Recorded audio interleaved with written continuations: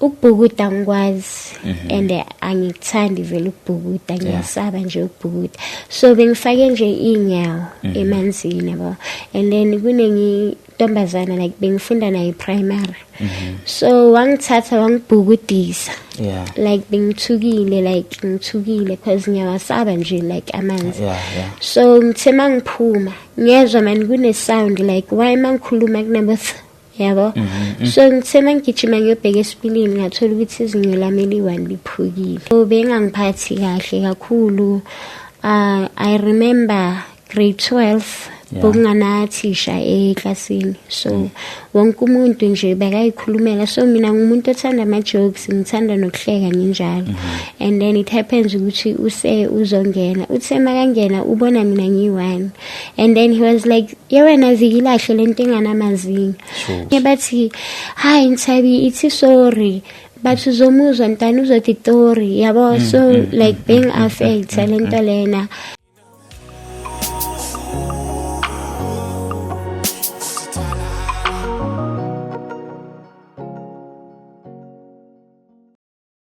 Sanibonani babukeli phela ekhaya igama lami ke mina ngokwazi ngantsela ngiphuma phansi lekadla amahlathi amnyama nginibingelela silapha kune podcast lapha khona sixoxa njengezinto eziningi ezahlukahlukene namhlanje ke ngihambi ngedwa lapha ngihamba nosisi wami oseceleni wami mhlawumbe uzochaza isitori sakhe ukuthi kwenze njani bafowethu ngake ngamemezela lapha ngathi siyacela kubona bonke abantu ababuka le podcast we want to open a trust fund but kuyi process ke to have that trust fund so that umbukeli mayifikile angabuyele emumbe lambatha nazinye idinga ezincanyana kungaze kube ukuthi wena mbukeli obona ukuthi kube nendlela ongakwazi ukuthi uzungenelele ngakhona if wena mbukeli uhlulekile ukungenelela but i-podcast it must be ukuthi eyintweni ezidinga imali ama transportation azo zonke lezi zinto lezo kwenzeka so sibe sesinxusa ukuthi since the process of a trust fund isazothatha isikhathi nathi sisazama ukubheka the legalities ayo yonke lento le siyacela ukuthi kube nama friends of podcast my friends of podcast ke siyazi ukuthi shooting nababukeli nje sinesiqiniseko sokuthi bazohlezi bekhona ekutheni njalo ngenyanga o njalo ngesikhathi esithile banaleyo madlana abayiphosayo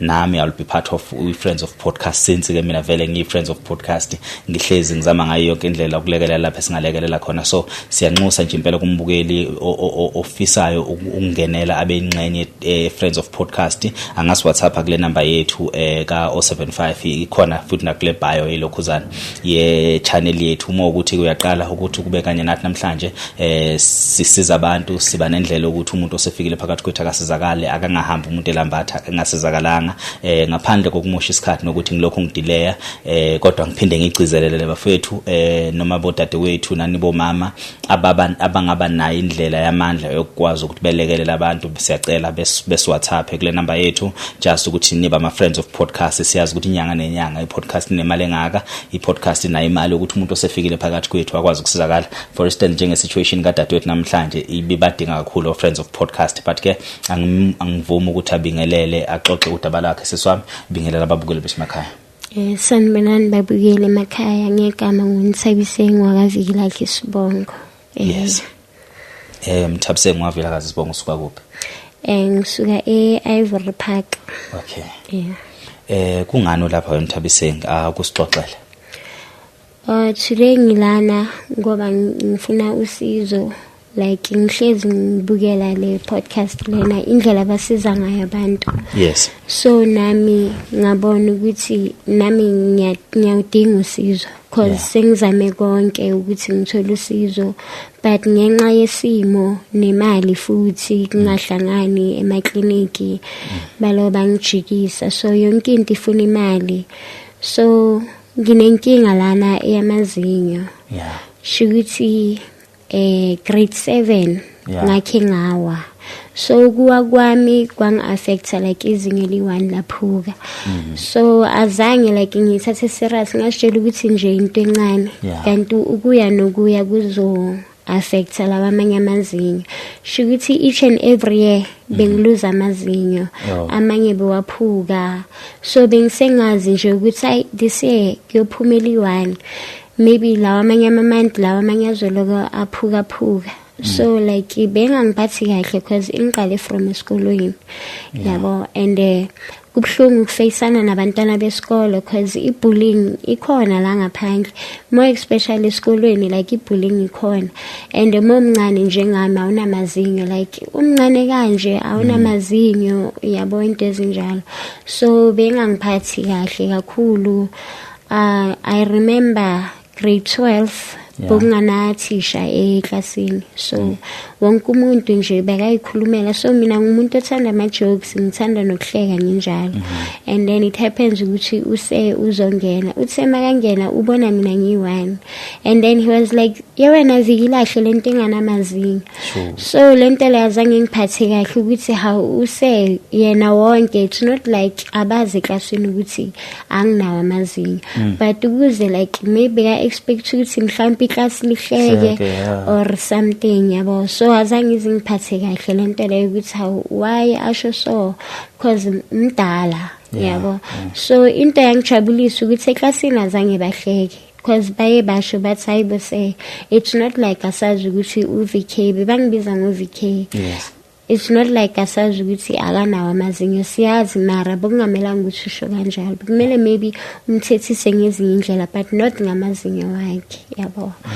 So nje lento ngabi namazinyo kubhlungu ukuphuma nje estradini usaba nokusmile or uhleke nabantu because abanye bebase bangibiza amazinyo or mabangibona bathi ile cherry le nganamazinyo, abanye bathi hayi Nthabi ithi sorry but uzomuzwa ntana uzothi tori yabo. So like being affected lento lena yabo. Sometimes mangisekhaya ngizibuke esipilini ngibheke nje imira ngiloko ngikhuluma, ngithanda nokuyenza ama video like kwa TikTok. So mangiyenza kwamele ngi-adjust umlomo yabona. So lento le yang affect kakhulu. Sometimes ngiyangifisa ukuvula i-YouTube channel yami mara ngisabe like khuluma ukuthi abantu bazongibhulisha futhi kuma comment khona ama comment like ayikho into ebuhlungu njengama comment. Like moceda ukuyenza ivideo yakho mocala ufunda ama comment like nokuyibulala ungayibulala, it's not easy because everyone is focusing emazinyweni more than lokho kushoyo. Yes. Asihlehle kancane Nthabi ne kwenzakalani ka grade 7? Just start usibeke. What happened? Into eyenzakala besicedile ukubhala, so sabantwana siyaya nje esikolweni ukuyodlala nje yabo. So kunabo sisi nabo bhuti bebazile nje esikolweni bazodlala nathi yabo ama activities.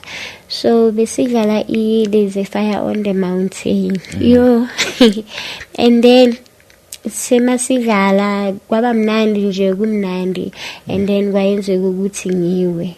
Then ngithema ngiwa izinyo leli1 laphuka. Iliphi ke liphambili? Lilele liphambili. Phezulu.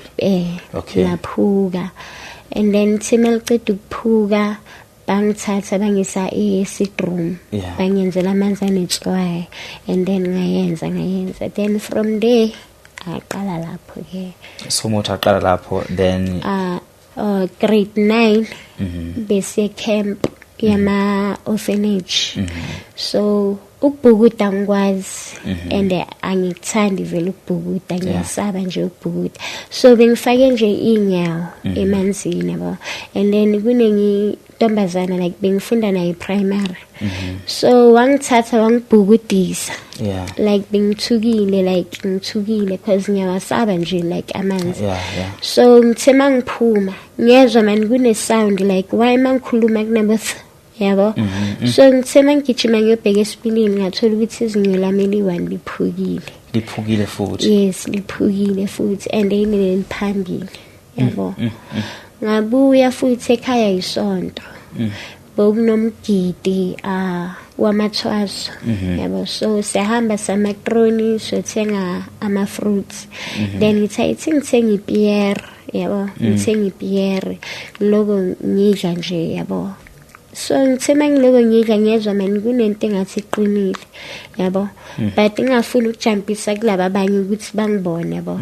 So ngithema ngithi izinyo lami yabo liphumile futhi linqampukile noma liphuma from the roots. Linqampukile like ayanqampuka wona yabo. So mangifike ekhaya ngimuva kwendlu ngifike ngikhali yabo, because inhliziyo yami ebuhlungu ukuthi hawu shuthi umuntu nje sekazoloko aluza amazinyo each and every year and like awaphumi like ayaphuma bekuzoba ngcono kube bowaphuma once, because ukunqampuka still makumele bayowakhipha kuyoba buhlungu. So now uyaya manje clinic. Uma uye clinic at that time, uma uye clinic bafike bathini but what's the situation yindaba ukuwa kufika affecta kuphi or vele unenkinga yamazinyo? Iclinic inkengeza but azange bangibuze okuningi. Ukuya kwami it's like bengifuna usizo because bengasakhoni, and then ngabona ukuthi singe clinic ngiyobhuka because bathi kuyapesha nokupesha yabo. Bengizama ngakho konke ukuthi mengabe kuyapesha kupeshe, mengabe khona nje abazokuyenza bangenze yabo. So ngaya nge-daytime ngithe mangifika then no doctor lona athi hayi ungalala la, then ngalala wathi uzoyenzani, ngathi hayi ngizopesha yabo. So I check wangihleka yabo, athi I know babes, like you can't be serious, like uzopesha upesha liphi la yabo, because uyabona amazinyo akho ukuthi anjani yabo.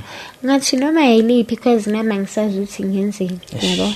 And then he was like no, into kumele uyenze ukuthi like amazinyo akho afuna ukuthi wakhiphe wonke, and thina labantu le age le wena kuyo angeke sikhona like ukufaka like ama-faults ufaka abogogo nabo mkhulu yabo. So wena into kumele uyenze ukuthi wakhiphe wonke and then uhambiye la kubhadalwa khona. And then ngathi ngiphuma lapho vele same day ngahamba ngaya kwamanye ama-dentist ngiloko ngibuza ama-price, bangitshela ukuthi for it's 9,000. Ngabona ukuthi hayi khona yashaya. But I4 9,000. Yeah, I4 it's 9,000. And then abanye bathi early one angazi bathi nga 1 it's 3,000. Yeah, something like that. So azange ngisabuyela kodwa nasesibhedlela ngikhe ngaya because ngikhe ngezwa bathi uma usafunda unenkinga yamazinyo awuthola usizo yabo, ngaphuthumela khona.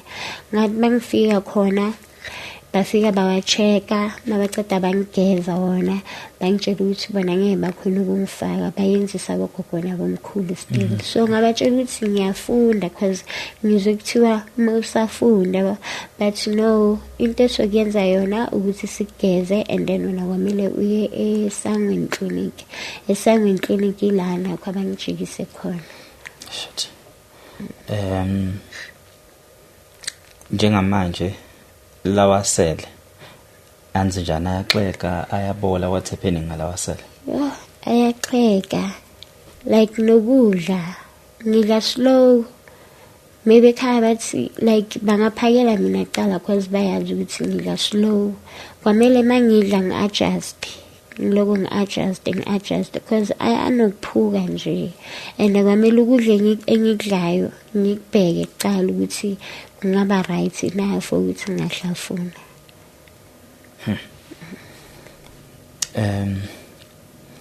Sinenkinga amazinyo aphuma phambili kuphela or nasemhlatheni?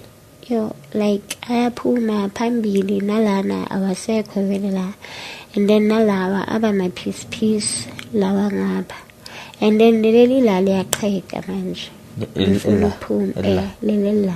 Ishi ngiyalibona. Lifuna ukuphuma nalo. Thawuse mhlambe i-estimate yamazinyo angakaba u-32 kambe amazinyo omuntu? U-32. So amazinyo asephumile kuwe mangaki mhlambe asesele mangaki? Estimate ivile mhlambe kuthiwa kwazi ubala.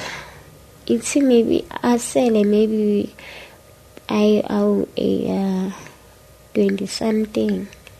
Mhlambe asele 20 something. 20 something, yes. Aphumile mhlambe aphumile is 2, 5, 6, 8 or 9 aphumile. And worst part aphuma ngaphambili. Aphuma ngaphambili. So ngaphambili alisekho likhona. Ilawa aphukile lawa. Then so la phezulu aphukile la. La ngezansi aphumile straight. So la aphukile isekhona nendawo isekhona akhona abonakala lawa phezulu noma aphukile just ukubona ingane emebolelwa amazinyo aphukile asephelela phakathi einsinini aphukile like aphuku okay bheka mina ungayibheki camera okay thingbo lawa la phezulu aphukile then la aphumile okay mangibona amazinyo akho I don't think they were affected by ukuwa wena do you think inkinga yaqala ngokuthi uwile or kwakuthi vele athambile or ane problem uma becheck odokotela ngalesilungu labo sabo bebheka bathi what happened bathi yini inkinga amazinyo akho akazi bangitshele nokutshela abantu nje bathi ayisinto in like isibongo bathi isibongo. Okay, let's go there. Explain that. Do you have a background encanyana about ukuzaleka kwakho nezinto ezithi wena maybe you might relate it to mhlambe that one losing amazinyo? Umama umXhosa. And then ubaba amaTswana amaKhaladi. So I think ukuthi ngithathele side nalabo baba. Because most yabo vele like abanawo amazinyo. So I think ngithathele bona. So do you think this is genetic? I think so.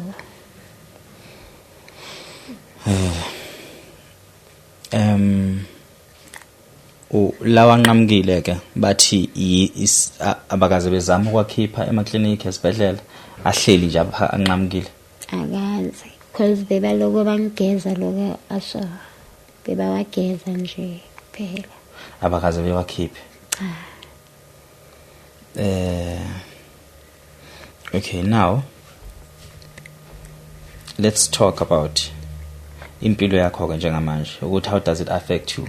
Akungabi mina ngikubuzayo awuxoxela umbukele ekhaya ukuthi right now empilweni uma ikuphi kwenzakalani for your progress uneminyaka emingaki eminyakeni yakho what stops you eyintweni ezingama possibilities nezinto that you might think you uyayidinga as umuntu omusha. So now sesiyazi ukuthi okay this is what happened emazinyeni wakho mhlawumbe amazinyo aphumile eza like 9 futhi aphume ngaphambili amanye aphume emhlathini like nalawa khona mina ngiyabona ukuthi nawo ayaphuma futhi now asike sixoxele umbukeli ke ngempilo yakho right now and how does it affect you?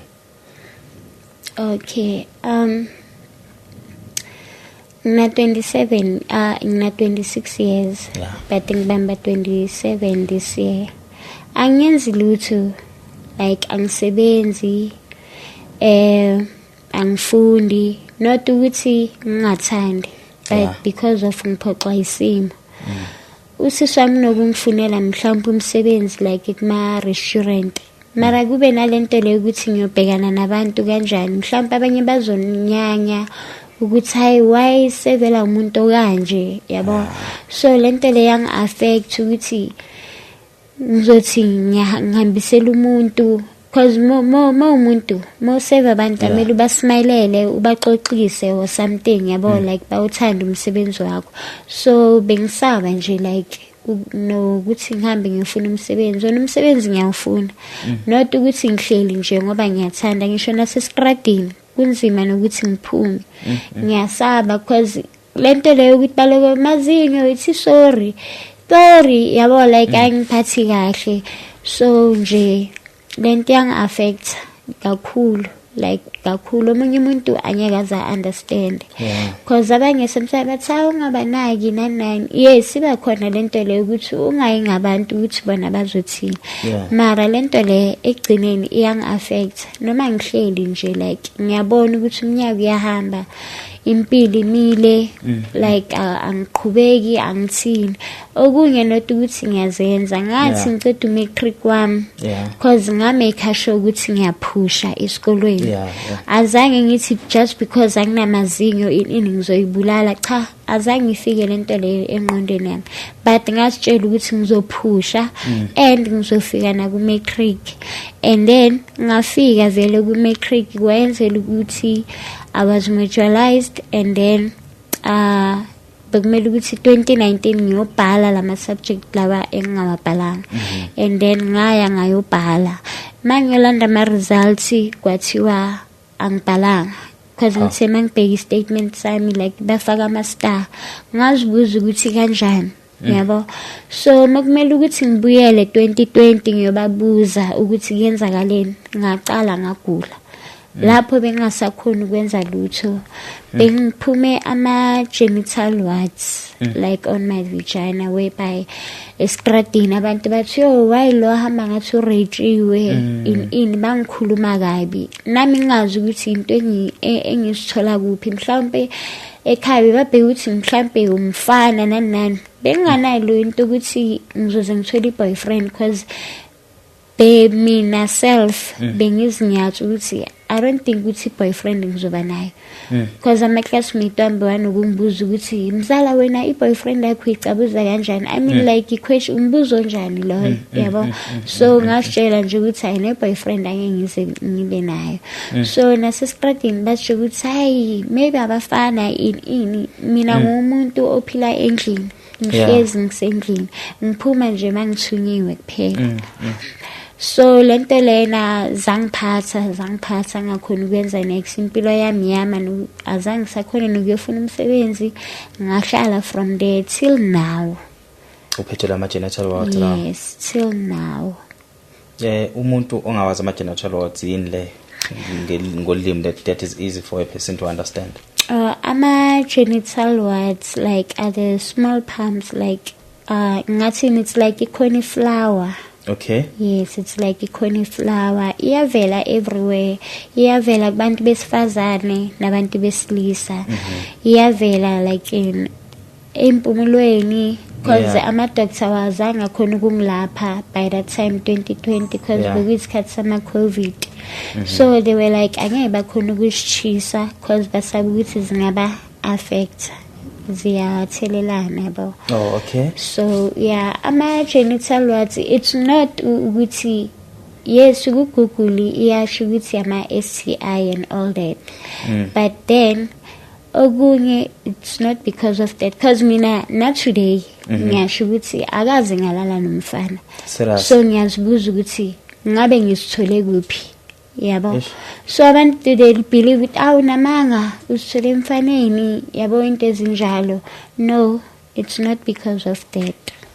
Ayikho njalo. So now wagula azagcina ku-affecta from esikoleni lento le? Mina zangiqala 2020. Yes, bengisengiqedile isikole, bengithi ngiyobuyela e-department ngiyobabuza indaba yama-results. Okay. So from there azange ngisakhona ukuphumelela. Ngiyobabuza ngaphathwa yilezinto till today, namanje zikhona but ngiyahila because ngiyaphusha, like ngiyafighta. Now let's go to a situation. Is it true ukuthi uzama ukuzigcina ukuthi awukwazi ube nomfana empilweni yakho, or it also has to do with a situation obhekene nayo emazinyweni with your low self-esteem? It's true, because ukujola ngijolile angeke ngize ngicamba manga, bakhona laba beba-understand, mara then bengayithathi serious because I'm like maybe abangani bakhe bayasho ukuthi antwana asinamazinga lesi abantu ezinjalo. So umjola zange ngithathe serious, bengajola nawe mara like not ukuthi manje nami ngithathe like serious ukuthi vele like umuntu engalasta naye. Why? It's because bona like bebazibonakalisa vele like bebangalasti nokulasta, mara ukhona lo munye okay walasta like walasta. Wahlala ngabona ukuthi ayisho ukuthi uya-understand i-situation yami, ungithanda njengoba nginje. So into enkulu kakhulu yenza ukuthi kube nzima for wena in a relationship, it's because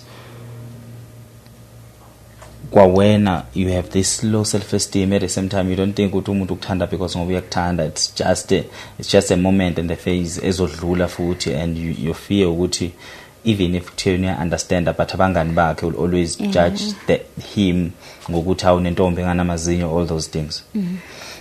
So uhlala nobani ekhaya? Bathina abazali bona ekhaya ikhona nemizamo abayenzile, bayazi nokuthi lento ikaffecta kangakanani usemncane, bayazi ukuthi nje ubuhlele ekhaya awuhleli ngoba uthanda, awuhleli because inkinga yakho amazinyo. ngihlala no sisika gogo. No baba. Yes. No butwami, abazukulu no butwami omdala. Yeah. Shuthu mama washona 2010 and then ubaba walandela naye 2011. Suba u2 kumama. Yeah. So lo mncane uhlala nogogo. So mina ngihlala nosisika gogo ahlala indawonye. So bengiloko ngibatshela endlini ukuthi lento lengi-affecta kangakanani. Nabo bebazama. Ngendlela bezama ngakhona. Babuza ukuthi hey phela ngisiza kancane somncane. Okay. Siyabonga.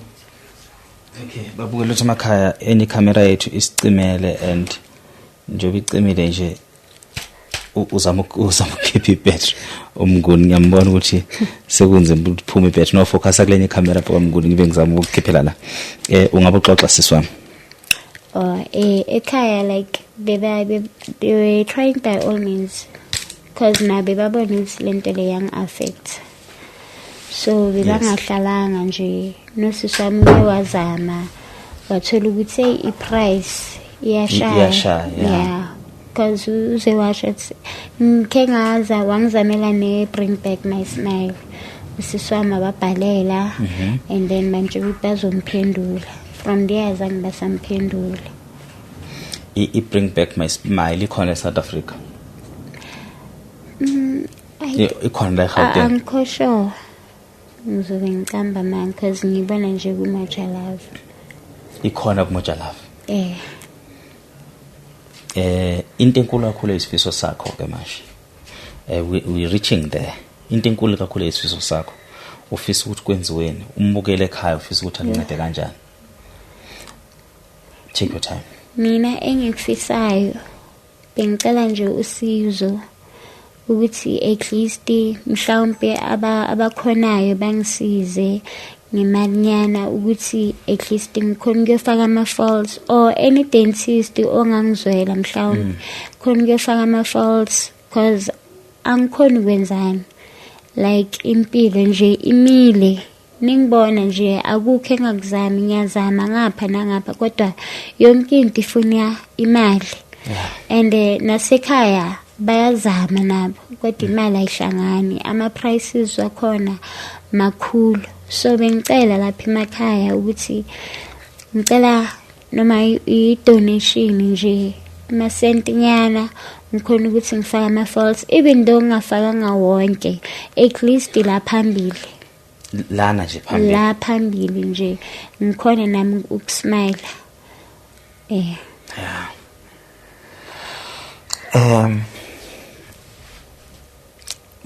uma sikhuluma ngamazinyo phambili sikhuluma ngamazinyo mhlawumbe ayi6 phambili ngenhla mhlawumbe siphinde futhi sikhuluma ngayi6 ngezansi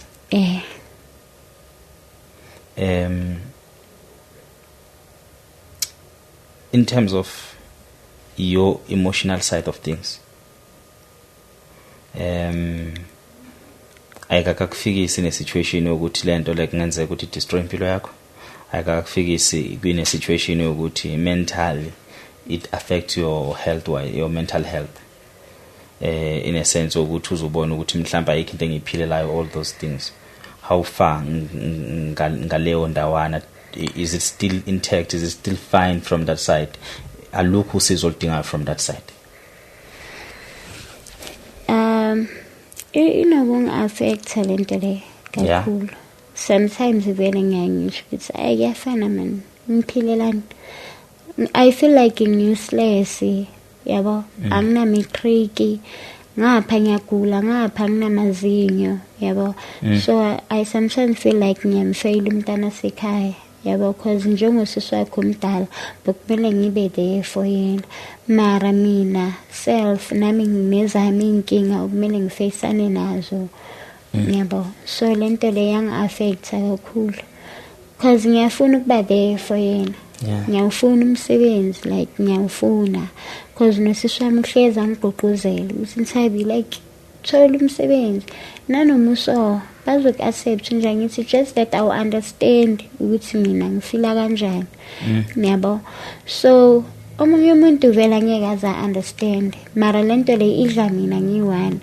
Kubuhlungu ukuthi uzibheke nje esipilini uthi uyacala uyasmile uyabona ukuthi hayi no man akuhlangani yabo. So lento le yang-affecta kakhulu. Ngisho nomuntu ayisesinthabe umuhle ngithi mara ubonile la emazinyweni ukuthi nginjani. Angali ngimuhle ngiyavuma mara ubonile lento engihlangabezana nayo emazinyweni ukuthi kunjani. So ke kungiphathe kabi kakhulu. Yazi Nthabi, ezinye izinto ngizokwenzela isibonelo yaso. Ezinye izinto empilweni siyibone kuyinto ezinkulu. Kanti komunye umuntu into encane. Ngizokubuza imibuzo nje embalwa yazo. Ngikukhethisa bethi ababukeli bekusiza kodwa nawe ngaphakathi ubulazi iqiniso lezi zinto uNkulunkulu akasipha zona nakasiphuca zona nakasibusise ngazo. Before ngikukhethisa ngokwakho uma ubheka uNkulunkulu uma ngase kuthiwa uyangibalela zikhona izinto oyibona ngazo ukuthi ziyisibusiso akakubusise ngazo ongayibala zifike mhlambe kuyinhlanu uthi uNkulunkulu ngibusisile ngalokho ubhutukwazi. Iziphi into eyinhlanu ezo5 that you can say uNkulunkulu ngibusisile ngalezi zinto? Ukuqala umndeni engihlala nawo. Yes, one. Ngibusisile ngawo. Kwesibili ngibekezelile. Ngibekezelile from day one until shothi ukuphila inhliziyo ukwazi ukubekezela. Yes. Kwesi3 wangikhethela abangani abaqotho. Actually it's ngithi abangani because anginabo abangani abaningi nabangani abawu2 phela. Ubani amagama apho? Unzinzi Khumalo uye lo ungikhaphile today guys. Ngihambe naye uye futhi ongibonisile lana. Ngiyabonga kakhulu Unzinzi Khumalo no Thembi. Ubekubu number 1 beku3 lo. Number 3 and then number 4 impilo. Ngibonga impilo. Ngiyabonga nje umphefumulo uNkulunkulu asangiboleke wona. 5. Number 5. Cabanga uNkulunkulu ukubusisa ngandlela zonke. Cabanga nje.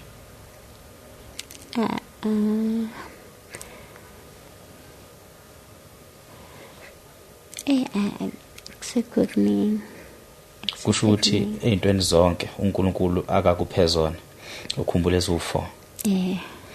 Uyasazi ukuthi isiphi isizathu esenza ukuthi uzucabanga ukuthi uNkulunkulu ukubusisa ngalezi zinto ezu4 kuphela. Ukuthi lokho kukodwa akakuphuce khona okuyimpilo namazinyo. Mangithi impilo ukugula. Kwenze uNkulunkulu abe umuntu omubi kuwe. In as much as uzama ukuthi ukhumbule ukuthi kambe ngibuse ngani. Okodwa lokho okukhulu kwenza ukuthi kuqibe konke okuhle uNkulunkulu akwenzele khona empilweni yakho. Uthi ngikubaleleke mina. uNkulunkulu ukubusisile ngempilo which is we mentionile. Wakubusisa ngabantu abazokuphi support we mentionile. uNkulunkulu wakubusisa ngamehlo. uNkulunkulu wakubusisa ngamadlebe. uNkulunkulu wakubusisa ngeenyawo. uNkulunkulu wakubusisa ngobuhle. uNkulunkulu wakubusisa ngokuhlakanipha. uNkulunkulu wakubusisa ngolimo lokwazi ukukhuluma ubeke inkulumo yakho ngendlela eqondile. uNkulunkulu wakubusisa ngenhliziyo enozwelo nenhliziyo enothando. uNkulunkulu wakubusisa ngomqondo ukuthi ukwazi ukuyicabangela.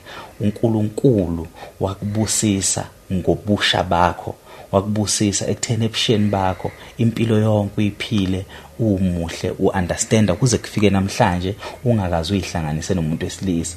uNkulunkulu angazi ukuthi ngabala kuze kufike kuphi ngeyibusiso kaNkulunkulu. uNkulunkulu waphinde wakubusisa ukuthi ubungu wase South Africa. uNkulunkulu wakubusisa ekutheni lapho umuntu akangafinyeleli khona wena ukwazi ukufika khona. uNkulunkulu ukhona even today empilweni yakho.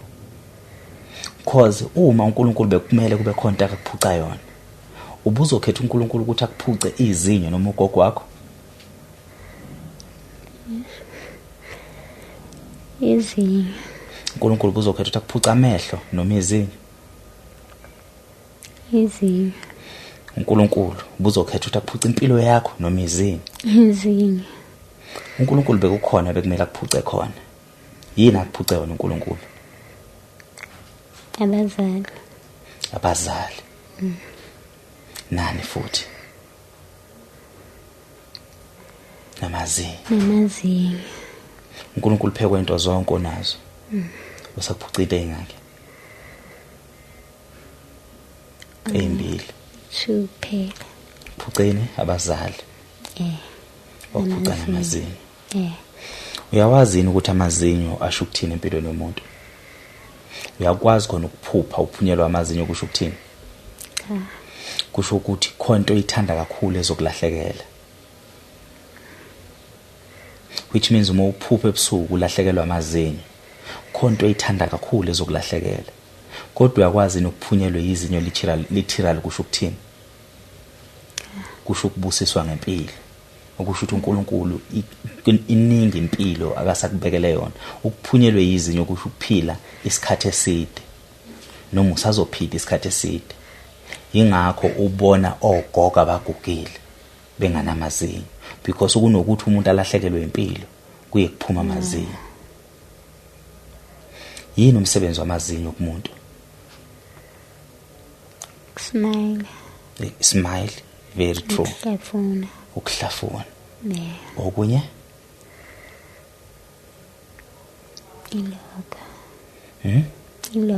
Iloko.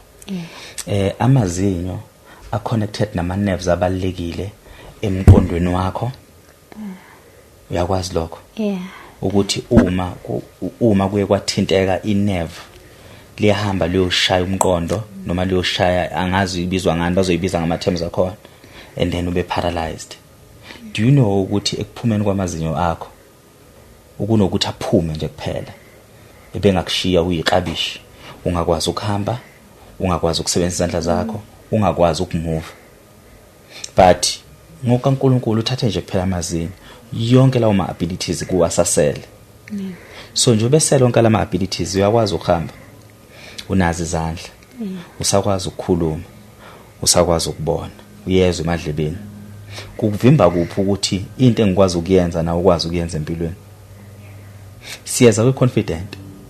Kukuvimba kuphi? Akukuvimbi indawo. Phinda futhi intombi. Kukuvimba kuphi ukuthi awuna amazinyo empilweni to move empilweni? Akungivimbi indawo. Do you know ukuthi izinto ezisilahlekele thina abanye bethu zasilahlekela ngokuthi kwangamele siqhubeke nempilo, but siqhubekile nempilo? Yazi why? Because salwa to overcome those things.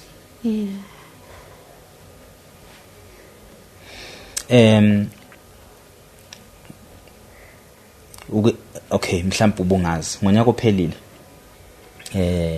ngo-October nga hijackwa ngalimala. Yes? Ngalimala khona la emazinyweni. Ngenhlanhla nangamandla kaNkulunkulu wawusho ukuthi ngiyasebenza. Lonke leli site leli lamazinyo umnguni nangufakazi ayingekho. Kodwa every day because nginalo umsebenzi engwenzayo kwangiphoqa ukuthi angize ngihlale lapha ngikhulume nabantu. Ngalahlekelwa amazinyo ayi close to 6. Angeke ngiqhathanise wena nami, because if now ubunawo amandla ngabe ususilungisile isimo. mina benginamandla ngasilungisa isimo. But between October siswami till December last year ababukela iki podcast abangayibonanga yami, abantu abadinga usizo angihlulekanga ukubasiza ngoba ngithi ngilimele. Nganginetishi imhlathi iphukile ngaqhubeka. Yazi why? Ngoba uNkulunkulu mina wangibusisa ngephimbo. Iphimbo lami lona elikhulu ukudlula yonke into empilweni yami. So wena yini into enkulu ukudlula yonke into empilweni yakho? Othi yazi bhuti ukwazi. Mina I feel like uNkulunkulu ngokungipha lokho. Wangipha into enkulu. This is my talent. This is where I feel like, or this is how I feel, or this is what I feel ngokuthi mina ngami. Ngento ethile makuthiwa ekhona amazinyo, ngento ethile ngabe ngaprosper empilweni noma ngabe ngaphumelela.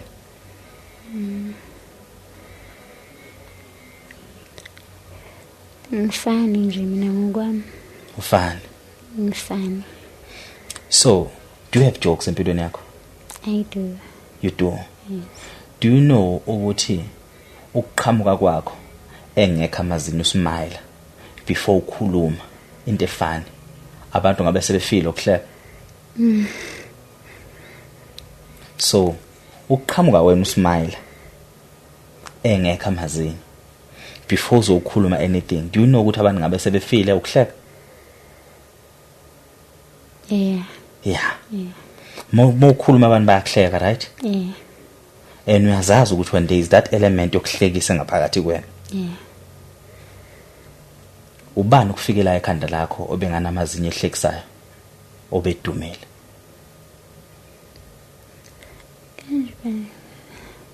Omunye ubaba so makahleka like omunye ubaba yeah. Kuno baba bekuthuma uShefana. Ngiyambona. Yamazi uMshefana. Yeah. Wakwambona uMshefana zama ukufihla amazinyo akhe? Cha. Kunobhuti othu Siyaseya from Eastern Cape, we comedian. Akana amazinyo amazi Siyaseya? Cha. Umsethu Siyaseya, babukela umsethu Siyaseya. Akana amazinyo Siyaseya, uyi comedian. Yazi into yokuqala mayifika yini stage ukuveza amazinyo. And right now he affords to buy amazinyo. But akawathengile because enzani imfakele imali wona indaba uthana amazinyo. There's umfowethu waseThekwini ekuthiwa ungane oyicomedian akana amazinyo. So you see a comedy, it doesn't work if you have low self-esteem. But at the same time, a comedy, it's a tool of medicine inhlizweni yakho. Yokwazi ukuzamukela. Did you notice ukuthi most comedian baba ma comedian because bebethi mebeqhamuka abantu bevele behleke before bekhuluma? Yazi why? Notice ama comedian iningi lawo it's either umuntu ubelwa nebullying esikoleni ngoba ekhuluphele noma engakhekile kahle ngakwasebusweni. Ambalwa ama comedian that we say they are good looking akhona because umuntu is funny. But if you notice ama comedian here in South Africa, ngingawabala ezifike mhlawumbe kwamahlanu ama comedian that we say they are not good looking, or these people once faced bullying esikoleni. Angazi noma ngithola yini. So they turned ubuhlungu babo into ama jokes. And today bakwazi ukuphila, bakwazi ukwenza imali through what? Ama jokes. So you'll find yourself earning imali by your situation. Telling you mina today, if you can ignite that funny moment, funny you, take the camera uyibhekise ngakwena and say whatever that you want to say. Whatever that you want to say. And try to be fun as much as you can. Start kancane, introduce yourself to people. Introduce yourself the way abantu bekubiza ngakhona. Can say uPepsi nganamazinyo. You can say umazinyo. You can say intombazana namazinyo 32. You can say all these things. Once waqala wasigwara wena before abantu begwara, uyazamukela because abantu bashoda ngento abangagwara ngayo. If you can go to TikTok and say yini ningakwazi ukuyiluma mina ngingakwazi ukuyiluma, they will laugh at that. They will laugh. And then that's the first video. Ama comments azobe direct into your heart ngobuhlungu bawo, but because we invitile to say ishoni konke enifuna ukusho so that I will do another video, you guys must get used to me nginje. The best way phone ukuthi abantu kumele bekujwayele. If kuthiwa wena ubunganalo ihlo elilodwa, uyazi ukuthi bekuzobe kunzima kanjani, because ihla ukwazi ukulifihla unless ubeka lesidwashe esilaphisweni. But izinyo, you choose not to smile uma ungafuni ukusmile, ukuthi ukwazi ukufihla ukuthi amazinyo awekho. You choose not to talk if you don't want to talk.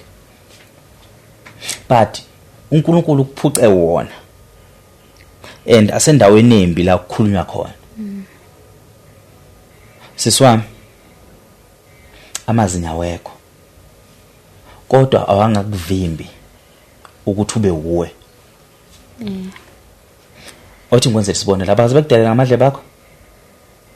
Amadlebe. Cha. Mina yabo ngifuna ukudelela ngawo ngoba iwona ngiyabona ukuthi makhulu kudlula.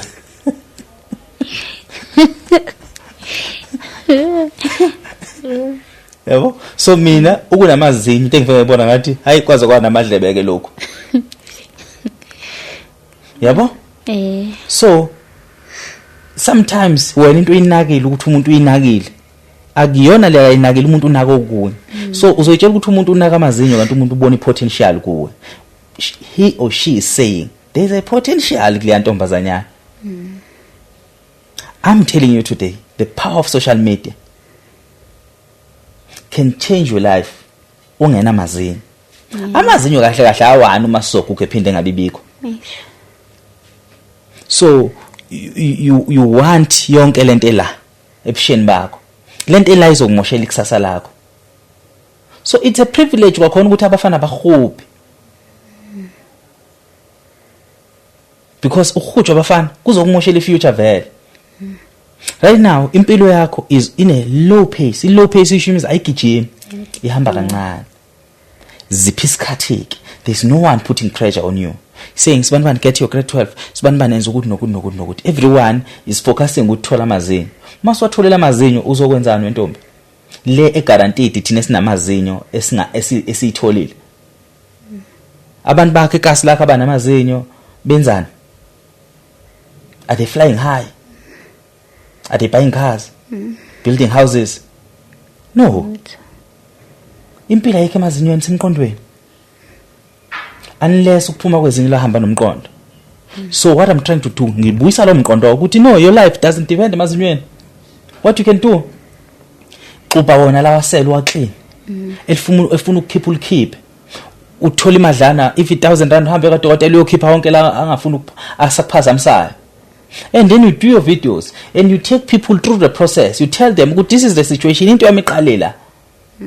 And then you being fun about it. You name yourself ngokwe situation yakho so that you start accepting yourself. Ziningi izinto that we have to accept ukuthi sikwazi ukuphila esazingazitshela singakwazi ukuphila ngaphandle kwazo, like parents. Mina ngalahlelo labaza bami ngimncane, but ngaphila because kwakungiphoqa ukuthi ngiphile. Impilo yami engadependele kubona ukuthi ngikwazi ukuthi ngimi. And uNkulunkulu ngesikhathi kukhanda akashonga ukuthi impilo yalengane izomiswa amazinyo, but wena don't allow impilo yakho uthime ngamazinyo. Hambe wenza ikhanda, ufaka amacici emadlebeni, ugeza ube muhle, and then usileye. Do ama video wakho, and then uhambe uyobheka ama content abantu abangana amazinyo osisabahle. Othuthu ku TikTok yakhuluma evele ethi akhipha ama falls awabeka eceleni sihleka khona lo. Uyibuza ukuthi why umuntu ekhipha ama falls, because mayo so akhiphile ama falls, she's funny. That's the purpose. Yeah. That's the purpose. Facebook is paying people. YouTube is paying people. I-content is paying. Ungasethembisa unelingo nestyle. asithi silindile usizo from kubantu but asingadependele usizweni labantu because asazi bazosisiza kufike kuphi asisize thina asizimukele thina ufika kumazinyo kube ibonus uyazi ukuthi mhlambe if kuyenzeka afika amazinyo ungafica ukuthi afika amazinyo wayo nosawadingi because usuzamukelile uyazi ukuthi abantu ungathi usunama falls deep down because ngaphansi kwama falls bazi ukuthi kuneyisini behlekise ngawe beshintsha igama ukuthi wena umazinyo bethi uma falls bethi ngambona ismile usmile ngamazinyo fake. You cannot change indlela abantu abacabanga ngayo nangendlela abafisa nangendlela abakubona ngayo but you can change indlela ozibona ngayo. So the bullying doesn't come from people, it comes within you. Every bullying, everything that is negative, it's within you. Yonke into la. So stop bullying yourself. Stop bullying yourself. Don't respond to negativity abantu if you don't feel like responding. Face the negativity. Challenge the negativity. Without amazinyo yini enye abangayisho ngami. You'll see your life changing. So you go back to ekasi lakho. Uxubha amazinyo akho. Ulungisa la kumele alungiseke. Aphuma yawo aphume. You accept ukuthi mina shuthi uNkulunkulu wathi akube nje. And then yabona lama video okhuluma ngawo. Don't try to master the art ukuthi how do you hide amazinyo. Wona iko ngiyocheck amanye video akho ngifuna mina ukubona uhleka without them. If afike ngendlela. Yes. So phuma emgwaqweni wayivalela endlini. Because abantu emhlabeni banezinto eziserious ezibalahlekela. Ukulahlekelwa into akungakushintsheli impilo yakho yonke. Isazokulahlekela izinto. Usazomoshakalelwa. Usemncane yes and I understand the perspective. If amazinyo bengebalekile nami bengizwayekela. They are very important. I'm not taking that away from you. They are very important for our smile, for our confidence. So that's why we're asking umbukeli to say mbukele ekhaya siza nansi ingane encane to bring back her confidence. But also ungabi namazinyo, it's your tool to succeed.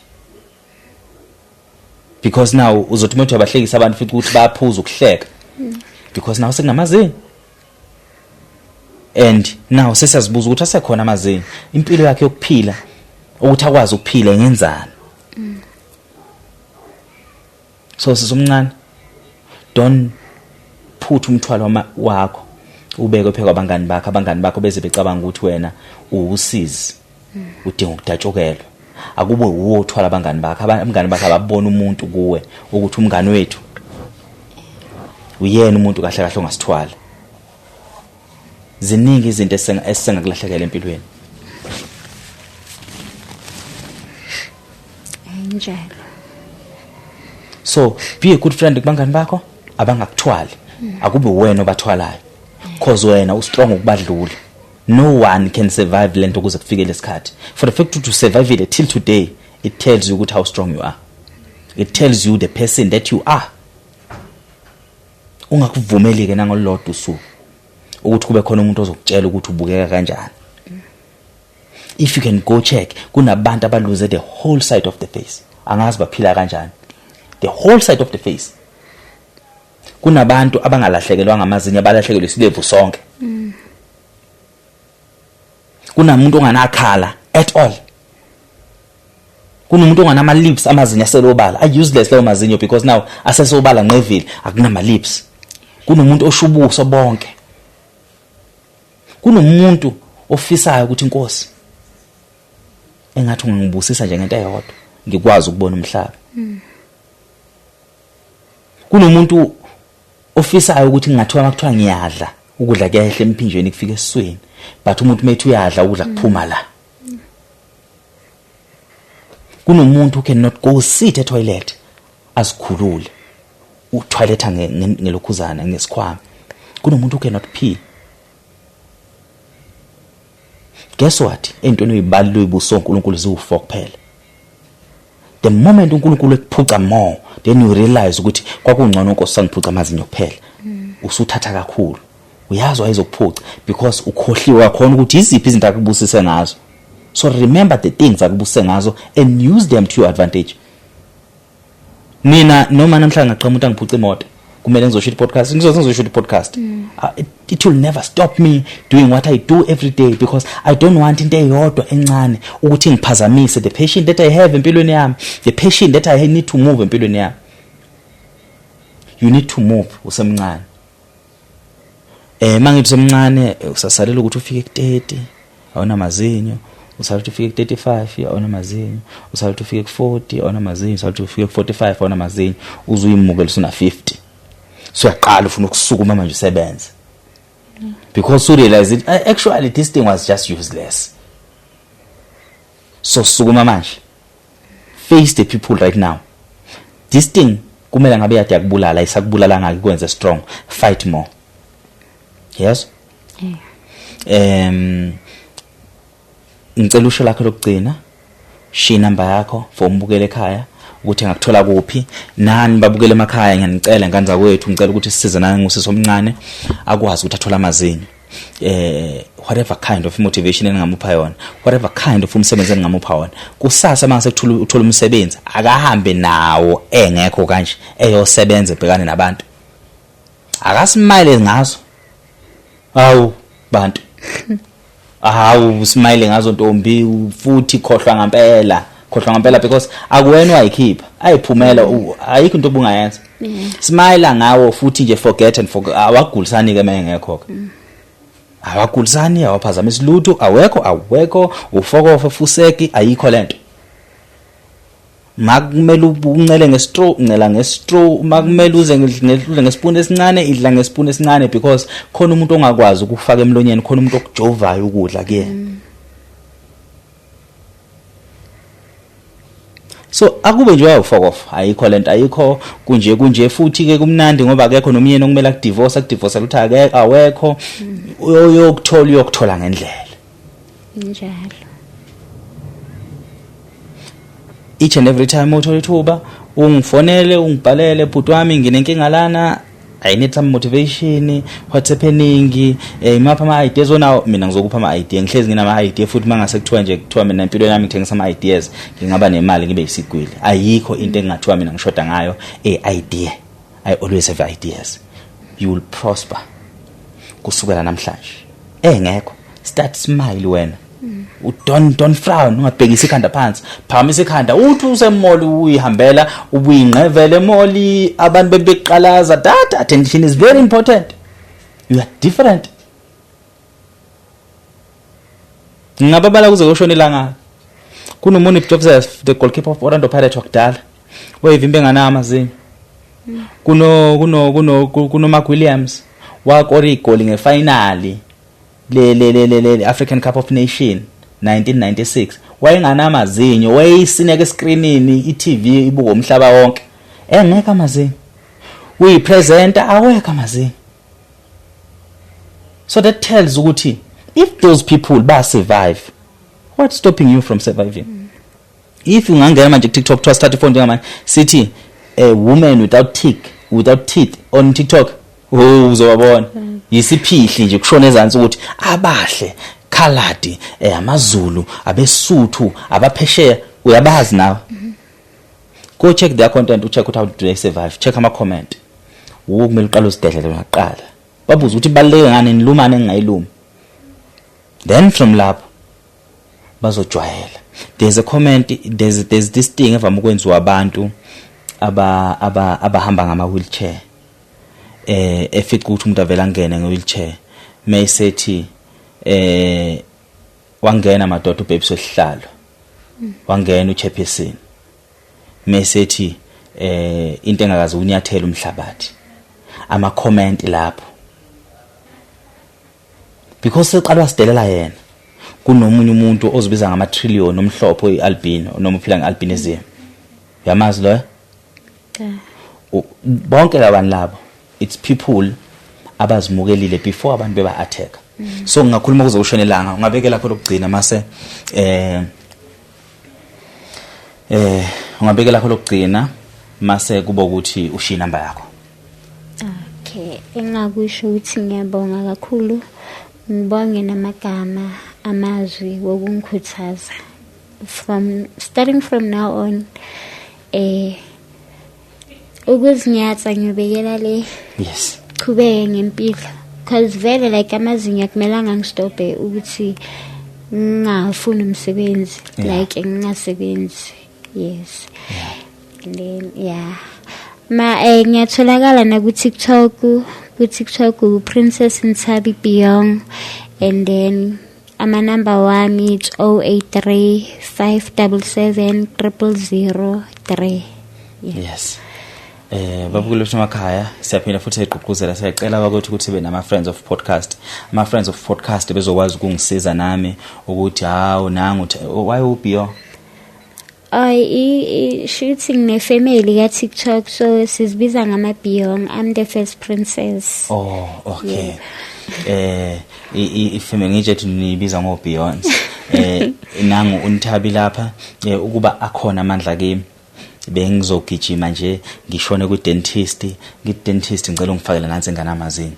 I know ukuthi it's very expensive for amazinyo. It's just that khona amanye ama-folds esingakwazi ukwafaka siphinde siwakhiphe just for her smile during the day, akwazi ukuphila during the day, akwazi ukuthi bene confident back. Babuye uSmakhaya siyabadinga these friends of podcast ukuthi nikwazi ukusisiza for ama situation anje. Asike sithi ke nawo seninayo indlela ukuthi senithatha inamba yakhe ngicela nimfonele nimuphe those words of encouragement makukhona ukuthi imisebenzi yaqhamuka nimuphe imisebenzi okukhulu kakhulu uma kukhona umuntu othi yena ncela mina ngiphumile obala asambe sofaka ngana amazinyo mfowethu noma wethu asambe sofaka ngana amazinyo ukwazi ukusizakala from a side lami ngokwazi ukwansele. Ngiyabonga kakhulu nibe nobusuku obuhle nisale kahle.